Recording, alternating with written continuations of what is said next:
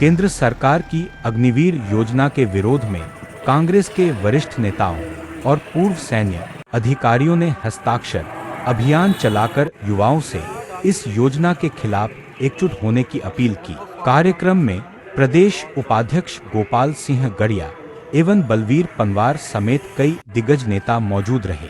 खटीमा पहुंचे कर्नल नेगी ने प्रेस वार्ता को संबोधित कर कहा कि जब से यह योजना लागू हुई है तभी से कांग्रेस पार्टी लगातार सड़क से सदन तक इसका विरोध कर रही है। कर्नल नेगी ने अग्निवीर योजना को युवाओं के भविष्य के साथ एक बड़ा अन्याय करार दिया। कर्नल नेगी के अनुसार 4 साल की अल्पकालिक सेवा के बाद युवाओं का भविष्य अंधकार में चला जाएगा।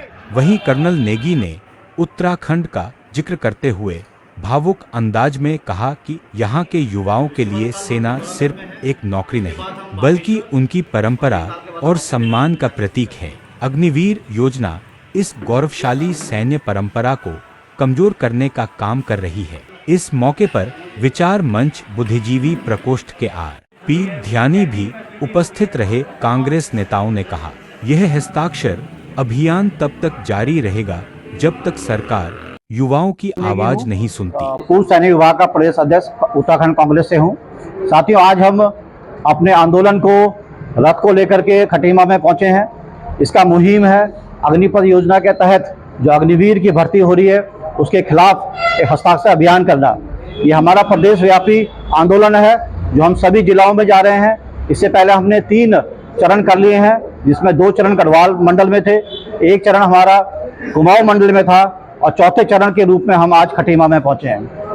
साथियों, अग्निपथ योजना के तहत जो भर्ती हो रही है ये सिर्फ एक भर्ती योजना ही नहीं है, ये हमारे देश के जो सैनिक के ऊपर एक बहुत बड़ा आघात है।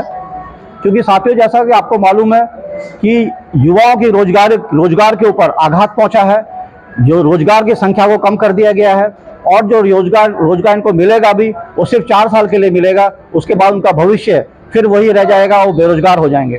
इसे हमारे युवाओं के रोजगार को कम कर दिया गया है और उनके साथ खिलवाड़ किया गया है। इसी प्रकार से जो सैन्य की परंपराएं होती हैं वो सालों साल, कई यूनिट्स तो 100-200 साल पुरानी होती हैं। इतने पुराने यूनिट्स की जो हिस्ट्री बनती है उन सैनिकों से बनती है, सैनिकों के परमानेंट होने से बनती है।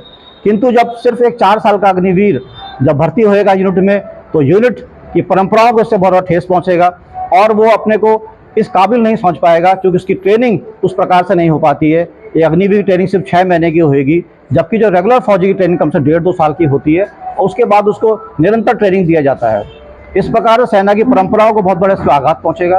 और सबसे बड़ी बात है साथियों कि जब एक कॉन्ट्रैक्ट में दिया गया सैनिक जो अस्थायी रूप से रहेगा अपने देश की सुरक्षा के लिए, मैं नहीं समझता कि वो कामयाब हो पाएगा, क्योंकि उसका हमेशा भविष्य अंधकार में है। उसको पता है कि मेरा इसके बाद मुझे कोई पूर्व सैनिक का सम्मान नहीं मिलेगा, मुझे पूर्व सैनिक का कोई अधिकार नहीं मिलेगा, शहीद हो जाने में को शहीद का अधिकार नहीं मिलेगा, शहीद का मुझे दर्जा तक नहीं मिल पाएगा।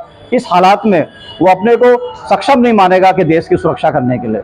आज एक तरफ हमारा पूरा देश जो है, जो हमारा बाउंड्रीज हैं वो बहुत सेंसिटिव हो रखी हैं। पाकिस्तान और चाइना है जो कि अपनी सेना को दिन पर दिन मजबूत करते जा रहे हैं और परमानेंट फौज की तैयारी कर रहे हैं। और दूसरी तरफ हमारा जो केंद्र सरकार है उन्होंने इस योजना को लाके एक अस्थायी फौज हमको दे रहे हैं, जिससे कि देश की सुरक्षा को बहुत बड़ा खतरा है। धन्यवाद साथियों।